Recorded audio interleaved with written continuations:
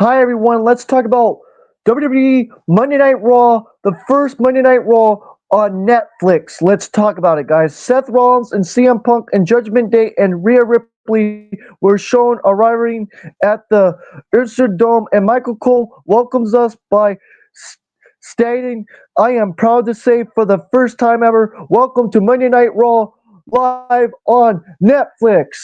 And the cold open video you may have seen online earlier by Triple H, and then the large since surrounding ringside drop to reveal Triple H is standing in the middle ring, and he receives a large ovation, and he wanted to hear from the 17,000 plus fans in attendance because the world was watching, and he welcomes us to the Netflix era, and fireworks went off. I'll say it again. Triple H says, "Welcome to the Netflix era." And then, the fireworks went off, and he said, "Netflix, welcome to the Netflix era." Man, that was cool. And then The Rock enters to a huge reaction. He high fives some fans and embrace some executives in the front row and handshakes with Michael Cole and Pat McAfee, and hands his People's Championship title belt to two of his young daughters who were with since Johnson. The fans chant Rocky, Rocky, Rocky, Rocky. And then The Rock says he traveled these roads when he was young with his dad and Rocky Johnson. The only way to watch WWE back then was to buy a ticket or watch it on Saturday morning. You can still buy a ticket, but watching it now was a total different story. People were watching worldwide on Netflix. Then he also announced tonight was the largest arena gate in WWE. He spoke about the need for great partners and gave a shout out to Netflix, asbestos in a suit. And there was someone else he wanted to acknowledge, a man who he spilled blood with, a man who carried this company on his back for the past year. And The Rock thanked Cody Rhodes, and they cut to Cody Rhodes, who was recently standing in the front row in a suit, and he was getting chat at the start as the show started, and they act friendly, and The Rock jokingly told Cody to say hi to Mama Rhodes, and Cody Rhodes laughed. And then The Rock also wanted to acknowledge his cousin Roman Reigns, and The Rock called him the original tribal chief, and the world would be watching Roman Reigns smash against Solo Sikoa, and he would be watching closely too. And The Rock closed with his catchphrase, and Rock hugged Cody Rhodes, and that's what happened right there. The Rock hugged Cody Rhodes. That was fun to start the show. That was really fun to start the show, guys. Then Alicia Taylor is the ring announcer, and Paul Heyman did Roman Reigns' introduction, and the refs wear a dark gray shirt with black stripping, which I think that's pretty cool. The new referee shirts are awesome, I think, in my opinion, with the gray and the WWE on it. Really cool stuff, in my opinion, guys. Then the ring canvas is dark in color with sponsors adding Hulk Hogan's beer company among him. The ring ropes are white, and like, I really don't care about Hulk Hogan, to be honest with you guys. I really don't care. But what he has done for the industry, but him as a human being, forget about it. Forget about it. Then they went to a commercial break for the first time after their ring introduction, and they had the ad-free version of Netflix in Canada, which in US here they had commercials, which I won't be talking about that much about that. Who cares about freaking ads, in my opinion? Me and Red Lightning Boy don't care about that crap. And then we had the Cerebral comeback match. Roman Reigns fences Solo Sikoa. Roman Reigns with Paul Heyman defeating Solo Sikoa, which was a fun match, guys. A fun match. Let's talk about it. The crowd chants, "Fuck you, Solo.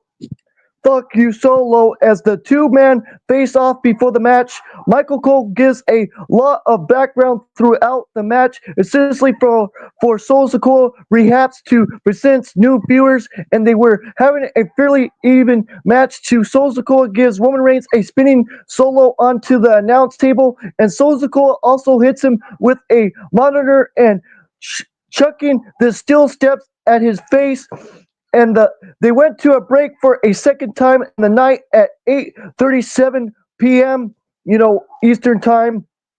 And some viewers would get commercial here. Well, for others, the match continued after about 3 minutes. I'll say it again, about 3 minutes later, the feed fed to black for a second, meaning we were back from break, and this continued through the show. And Solo Sikoa repeatedly attacked with a steel chair, and Solo Sikoa tried a spinning hip attack with Roman Reigns' head whipping in a chair, but Roman Reigns moved and attacked with a chair, and Solo Sikoa a con chair too, and hits a low blow and a spinning solo for a near fall, and Solo Sikoa grabs a table, but Roman Reigns hits him with a dive by drop kick. I'll say it again, drive by drop kick, and Roman Reigns sets up the table in the ring, but Solo Sikoa hits him with a candlestick, and Solo Sikoa choked him with the candlestick and taunt him, but Reigns hustles him up and hits a power bomb through the table, and Roman Reigns wins it, and that's what happened right there. But Tonga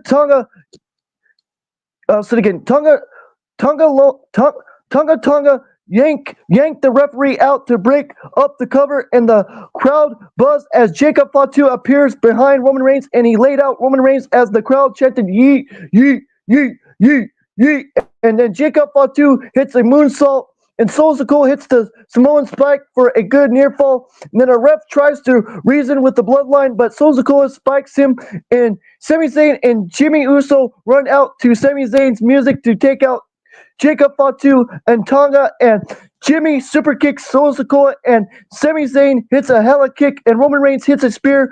There was no referee, but a new one quickly runs down, only for Solo Sikoa to kick out, and the crowd chants, "This is awesome! This is awesome!" But before Sami Zayn and Jimmy whipped out the bloodline and fought them to the back as Roman Reigns fired up. And Michael Cole says, "This, ladies and gentlemen, is what World Wrestling Entertainment is all about. World Wrestling Entertainment is all about." Then before Roman Reigns could go for a spear, Kevin Owens appeared and gave him a stunner, but he still kicked out, and Cody Rhodes entered to his music and from the back and fought Kevin Owens through the crowd, and Roman Reigns and Solo Sikoa trade corners till Roman Reigns hit a spear, and Roman Reigns fired up and hit another spear for the win, and that's how Roman Reigns defeated Solo Sikoa, guys. And the crowd popped big, and then The Rock walked to the ring as Roman Reigns got to his feet, and Paul Heyman was about to present him with the Yula Fala, but The Rock asked for them instead, and The Rock placed the Lula Fala over Roman Reigns' head, and they hugged. Roman Reigns posed for the crowd as The Rock stood to the side nodding, which was good stuff right there. Good stuff right there, guys.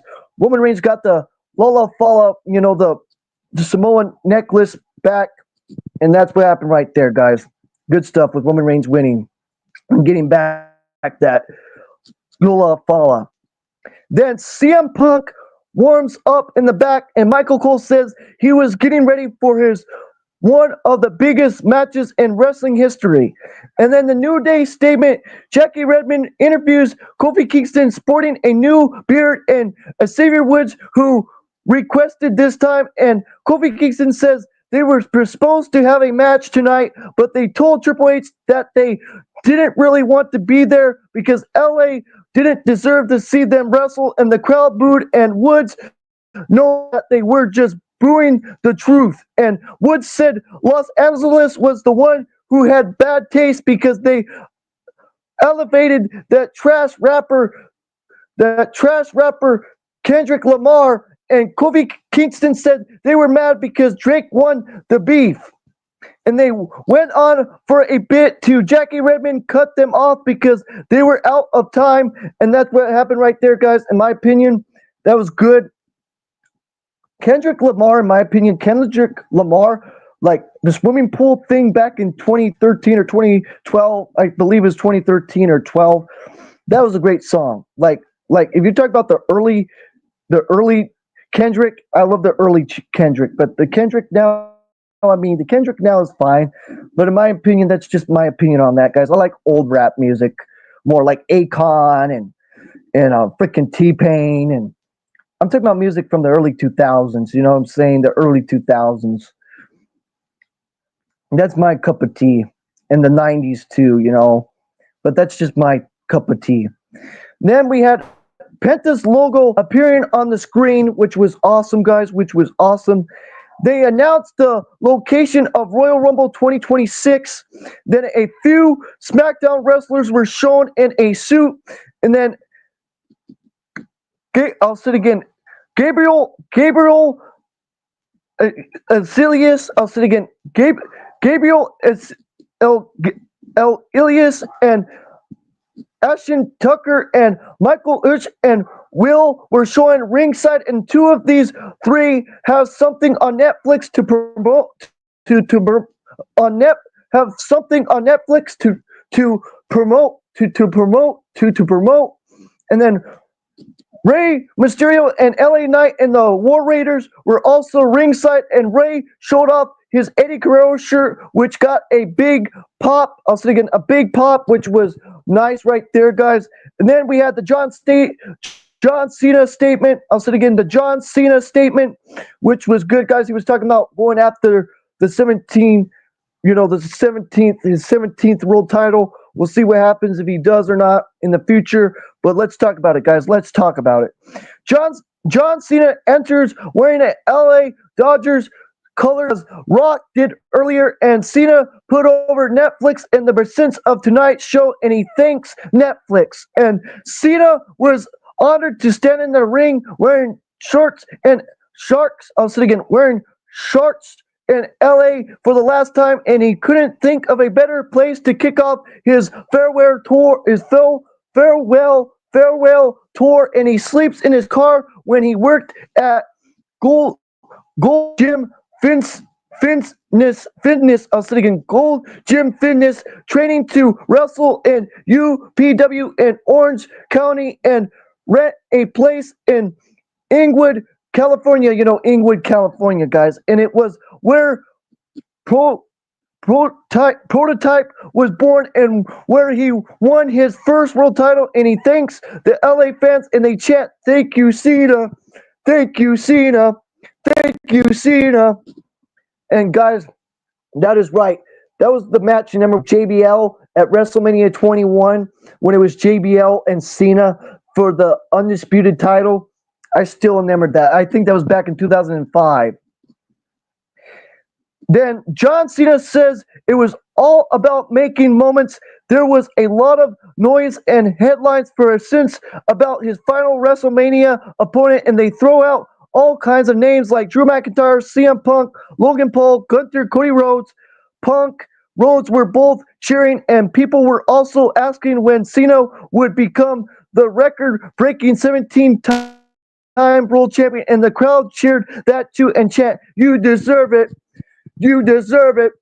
You deserve it."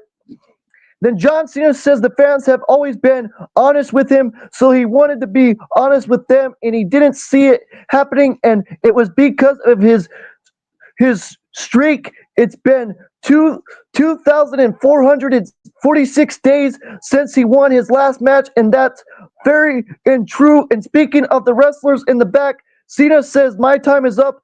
Their time is now." And the crowd boos, and he says it would take a miracle. It would take a miracle to win the title. With a streak like that, the only way to even get a title shot was to win the Money in the Bank briefcase, and survive the Elimination Chamber, or win the Royal Rumble. And the crowd cheered, and Cena said he should be in the Rumble because there was no next year, and the best way to say thank you was to win the Rumble and make history at WrestleMania, which was great, guys. And then he sounds impossible. It sounds impossible, but if you knew anything about him, it was that nothing was impossible. The only time we say never around here is when we say never give up. And John Cena ends with, "I'm not going to the Royal Rumble. I'm going to win the Royal Rumble." And that was great. That was just great. With Cena right there, that statement was good. Really good, guys. Then there was a Logan Paul field. He was shown in the front row with Seth Green and Colton McCulkin from Home Alone, the original Home Alone, not these freaking rip-off freaking Home Alones, the original Home Alone, Colton McCulkin and Oshie Jackson Jr. and Denzel Fishel and Bianca Belair and Naomi and X-Pac and Nakamura were also in the crowd. And then there's a second match of the evening begins at 9:30 and stuff like that, guys, in the Eastern time and stuff. Then we had the match. This match was good, but the decision. Let's talk about it, guys. Rhea Ripley defeated Liv Morgan with Dominic Mysterio and Raquel Rodriguez to win the Women's World Championship. I'll say it again. Liv Morgan had Raquel Rodriguez and Dominic Mysterio and Rhea Ripley by herself. And let's talk about it, guys. Rhea Ripley whips out Raquel Rodriguez early on with a cannonball, but failed to get her hands on Dom, and Ripley powerbombs Morgan onto the announce table, which didn't break, but Morgan takes over moments later after hitting a cold breaker on the ring apron, and Ripley makes a comeback following a break and hits a riptide for a near fall, and Rhea Ripley couldn't believe Liv Morgan kicked out, and Dom slid a chair into the ring as the ref yelled at him, and Ripley knocked Raquel Rodriguez off the apron, and the distractions allowed Liv Morgan to hit an Olympian onto the chair for a near fall, and Liv Morgan followed with a three amigos and a frog splash for 2, and Liv Morgan went for another Olympian, but Rhea Ripley just caught her in the midair and slammed her, and Rhea Ripley hits a Sicily Riptide for the win, and that's how Rhea Ripley became the new champion. And that's what happened right there, guys, for the second time as the Women's World Champion. And I thought it was a good match, guys, but the decision, like, what was the point of Liv Morgan holding the title then? I'm sorry to go on my little rant, but why have Liv Morgan win the title and then just give it back to Liv Morgan? And just give it back to Liv Morgan. You know what I'm saying? You know what I'm saying? It just, it is what it is. Then Dom tries to attack Ripley from behind, but caught him, and he then acted like he wanted to embrace her, and she faked hugging him, but kicked him in the nuts. Instead, she gives him a riptide, and that's what happened right there. And then as Rhea Ripley left up the Axel, Undertaker enters to his Kid Rock theme, and he drives around ringside on his motorcycle and pulls with Rhea Ripley. That was pretty cool with Undertaker and Rhea Ripley. I thought that was pretty cool. Then Kathy Kelly tries to interview Adam Pearce after he meets with Bayley, but they were interrupted by Chad Gable and American Made, and Chad Gable says he single-handedly destroyed Out of Academy, and he plans on winning a single title in 2025, hopefully. Hopefully Chad Gable becomes the Intercontinental Champion this year, or United States Champion. I know they won't give him the world title. I just know they won't. Or the you know what I'm saying, the undisputed title, or the other one, you know what I'm saying? So you know what I'm trying to say, guys. The world title, I know that Chad Gable, they're not going to have Chad Gable win the world title or the freaking WWE Undisputed title. I know they're not going to have him beat Gunther for the world title or have him beat Cody Rhodes for the title. I just know that won't happen.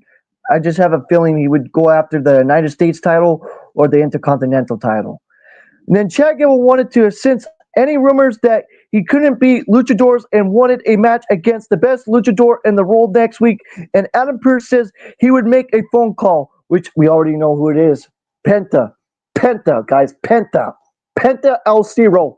It's debut, baby, debut. Oh man, I can't wait. Oh, I can't wait, man. Oh, I can't wait. And then Jackie Redmond interviews The Miz and presents excitement over Cena's entering the Rumble, and he was interrupted by a piss-off Karrion Kross with Scarlett, and Kross wanted to know if he was with them and facing the Wyatt Six, and Miz said no, and Kross run down, and Miz talked about his awards and his accolades and tricked him like Bugs Bunny into agreeing to fight the Wyatts, and that's what happened right there. You know, a little fun stuff right there. And then there was a phone call footage of The Rock walking the back after his statement, and he embraced Jimmy Uso and Roman Reigns and Triple H, and he continued to the back and embraced Cody Rhodes. And The Rock also plugged that he'll be on NXT, and he says, "See you there." And then The Rock took a swig from a tequila bottle and his brand before driving off. And you know, he was hanging out with Cody Rhodes, drinking with Cody Rhodes and stuff. There was footage of that as well, guys, with Cody Rhodes and The Rock hanging out as well. Then they show us Bill Simpson, Netflix Ascents, and Vanessa Hudgens, and Michelle McCool, and Lyra Valkyria, and Io Sky, and Dakota Kai in the crowd. Then we have Travis Scott was shown in the crowd as Fiend, Feed, Fiend, Fiend, Feed, Fiend, plays in the crowd. I like that song, though. And he appears to take a hit of something, and Pat McAfee tries to tell us it was a switch, and the crowd cheers, and they cheer even louder when Jey Uso enters, and Scott prints Jey down to the ringside. You know, Travis Scott prints Jey Uso down the ringside, and that's what happened right there. He's smoking, you know, Travis Scott was smoking. I thought that was awesome. That was really awesome with him smoking and stuff, and Jey Uso come down. That was pretty cool. Then we had Drew McIntyre entered for the third match of the evening at 10:07 p.m. And then we had Jey Uso defeating Drew McIntyre, which was a decent match. Let's talk about it, guys. Jey Uso defeated Drew McIntyre. Let's talk about it. Jey Uso hits a suicide dive before Drew McIntyre enters the ring, and Jey went for another one, but of course Drew McIntyre caught him and hits him with a suplex, and the match begins when they enter the ring, and Drew McIntyre was in control to Jey hits a sit-out powerbomb out of the corner, and Jey followed with strikes and a running hip attack and a flying crossbody for two, but Drew McIntyre responds with a neck breaker, and Drew McIntyre went for a claymore, but Jey hits a super kick, and Drew McIntyre came back with a spinebuster for two and a sit-out powerbomb for two, and they trade counters to McIntyre hits a future shock DDT for two, and McIntyre went for the claymore, but Jey countered again, and this time with a spear for two, and Jey hits a super kick, but Drew McIntyre hits a claymore kick for a near fall, and then Drew McIntyre went for another claymore, but Jey essentially collides before he could. Drew McIntyre decides the best thing to do was wait in the corner again, wait in the corner again for Jey to get up again, and Drew McIntyre went for the kick, but Jey dropped him with a crucifix pin for the win, and that's how Jey Uso defeated Drew McIntyre with a crucifix pin, and that's how he defeated Drew McIntyre, guys. Oh man, that was a decent match. And then there was a Gunther video. And then Kathy Kelly tries to interview Gabriel. I'll say it again. Gabriel assists Achilles, but they were interrupted by New Day, and Gabriel says he likes them better when they had cereal, and Kathy Kelly says they were out of time as Xavier Woods was about to respond, but the statement continues when Alpha Academy arrives, and Gabriel Achilles leaves with them, and Kathy Kelly since New Day that they really were out of time. Which that was good. That was really good stuff. Then Paul Heyman asked Roman Reigns when they should give him the acknowledgement celebration and it deserves, and Roman Reigns says January 27th, Raw in Atlanta, and they enter a room with the WWE 2K25 logo pulse on the floor. Can't wait, guys. Can't wait to play WWE 2K25. That's going to be a great game to play. Oh, man, that's going to be a great game to play, guys. And then Jackie Redmond interviews Rhea Ripley and Damian Priest, and Rhea Ripley says Liv Morgan took everything from her, and she cut a Sense promo and says Mommy was back on top. And Damian Priest was dying to be done with Judgment Day, and his beef with Finn Balor would come to an end next week. And Damian Priest announced the match would be a street fight, and Damian Priest told everyone to raise for the new women's champion. And then Seth Rollins was shown getting ready And then Richard Guest and Tiffany Hedges and Stephen Amell and Brown Breaker and Tiffany Stratton, who got a big pop, and Nikki Bella were shown in the crowd, and Stephanie McMahon were also shown later. Then Hulk Hogan entered with Jimmy Hart, and the crowd booed him out of the building. Yes, they hated Hulk Hogan. Could you blame him? Could you freaking blame him? Not in my opinion. As a human being, not really. As a human being. Then Hulk Hogan begins with his catchphrase, and the crowd boos as he had just turned his back on Big E, and he tries to put over the fence, and they keep booing, and he tries to put over his beer, and they keep booing, and he tries to put over Netflix, and they keep booing, and he rips his shirt too, and reveals a Netflix Raw shirt, and he pulls as Jimmy Hart waves the American flag, and they keep booing. Man, I'm telling you, that was crazy. In my opinion, that was crazy, man. That was freaking crazy. But you already know that was going to happen. That was already going to happen. And then this coming week's Raw, we have Dakota Kai versus Lyra Valkyria for the new women's IC title. I hope Lyra Valkyria wins. I hope Lyra Valkyria wins it. Then Sheamus versus Ludwig Kaiser. That's going to be a fun match. I think we have seen that a couple times. Then Damian Priest versus Finn Balor in a street fight. Can't wait for that. And we have Chad Gable versus Penta El Zero. I know it's going to be Penta El Zero, guys. I just have that feeling. Then the main event begins at 10:43 p.m. And then Seth Rollins' music plays for 8 straight minutes. And CM Punk seems to be wearing the XXX sweater he could be seen wearing in the infamous AEW All-In backstage footage. He has worn that in Ring of Honor, guys. And he wore that during, the MJF thing at Revolution 2022. You remember with MJF and CM Punk had that pay-per-view for AEW Revolution 2022. I still remember it to this day. Then we had the main event with CM Punk and Seth Rollins, which was a great match in my opinion. A lot of people didn't like it, but I liked it. I thought it was fun, CM Punk and Seth Rollins' match. Let's talk about it. CM Punk defeated Seth Rollins. Let's talk about it. The brawl into the crowd as the fans chant for Punk. This was followed by cinch chants that were louder for Punk, and Rollins went for the stomp, but they went to enter the ring, but Punk ducked it and set up for the GTS, and Rollins slips out of that and hammers away at Punk with elbows, and Rollins repeatedly dives his boot into Punk's face in the corner, and the ref had to back him off, and Rollins argued with the ref to Punk, boots him, and Punk hits a neck breaker off the top, which led to a break. Then Seth Rollins takes over it and dismissively smacks Punk, and Punk responds with a running knee in the corner and clotheslines and a swinging neck breaker, and CM Punk also hits a neck breaker over the top rope and a dive, and Seth Rollins rolls through, and CM Punk flying crossbody ascents and hits a GTS, but CM Punk